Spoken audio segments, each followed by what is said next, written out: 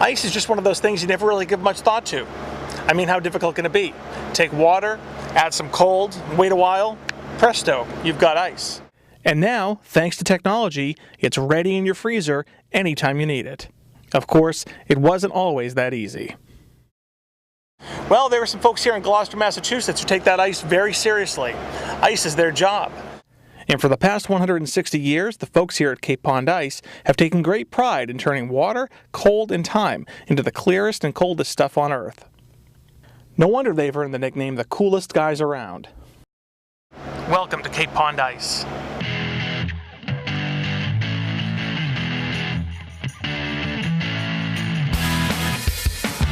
All right, here we go. My name's Scott Memhard, and I'm the president and general manager here at Cape Pond Ice Company. I've been here since 1983, so I've been in the ice business at Cape Pond in Gloucester for 26 years. My dad and I formed a group to buy the business in 1983, but the company actually dates back to 1848, so we're 161 years old.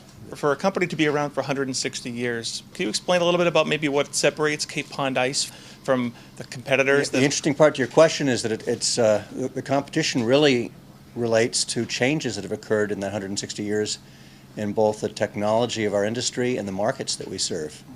Because when this company was founded, people couldn't walk into their kitchens and open the freezer side of your refrigerator and have ice sitting there. Right. Because when the company started, obviously there was no refrigeration, there was no electricity, no cell phones, no internet, no video. So people relied on the iceman to harvest the natural ice crop from local ponds and lakes when it had frozen, thanks to Mother Nature, thick enough. And it was typically, as you'll see in our videos, almost 30 inches thick. Wow. Which is amazing because right now, we're lucky enough if people can ice skate. It's thick enough to ice skate on, let alone harvest natural ice crop from. We use modern ammonia refrigeration technology. We still make 300-pound ice blocks, but we use an indoor tank to do it. Right. And we're still crushing and blowing those into the hold of fishing boats before they go fishing. This company was originally founded and ice was harvested from a lake, much like a crop of any other kind. Exactly like a crop. Has the climate changed that much in the past 160 years? I'm not a climate expert, but it would certainly appear to me that global warming has been happening for 30 or 40 years. We are on the coast, and so we are tempered by the Atlantic Ocean here, and the company did have an insurance policy even 100-odd years ago, and if we had a mild winter, we would actually bring ice down by railroad car from Lake Winnipesaukee in New Hampshire.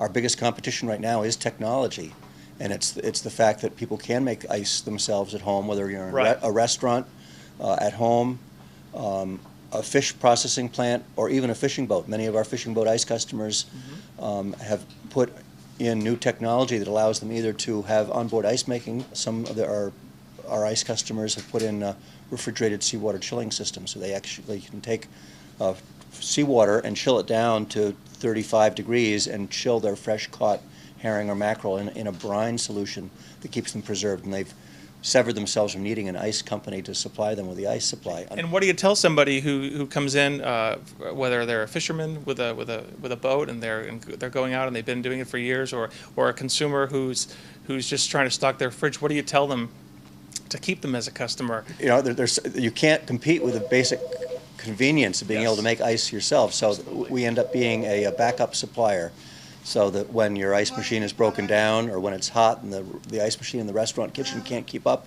we're then there as a backup supplier. Same thing for the fishing boats. Well, you know what? Why don't we go straight into the actual processing facility?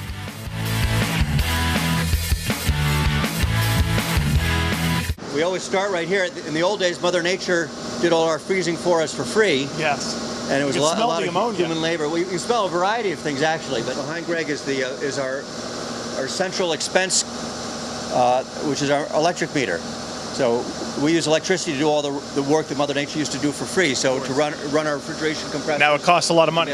Our single biggest expense today is electricity to run the refrigeration system, and then the water that we buy to make our ice.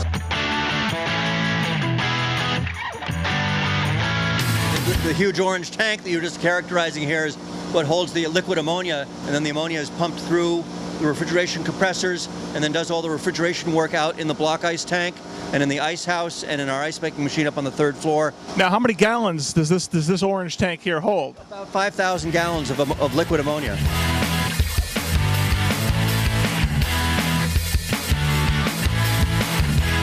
We're on the ground floor now of our Cape Pond Ice House. Wow, look at that. The Gloucester Fisherman. He's looking a little careworn. He's actually been here in the ice house for about 10 years. This guy's been frozen like this for 10 years. Yeah, we've got Jimmy Hoffa upstairs. He's been here a lot longer. But yeah, this is what a 300-pound block of ice looks like. It's 2 feet wide, 4 feet tall, and a foot thick. It's slightly tapered, which allows us to get the ice out of the mold.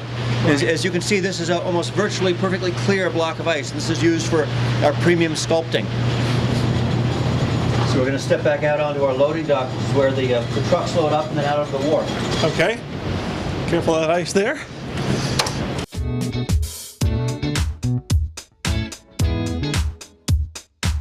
We use an industrial blower, which is basically a giant pump.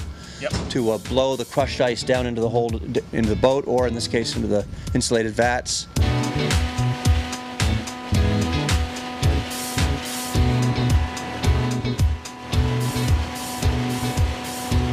That's what 2 tons of ice looks like.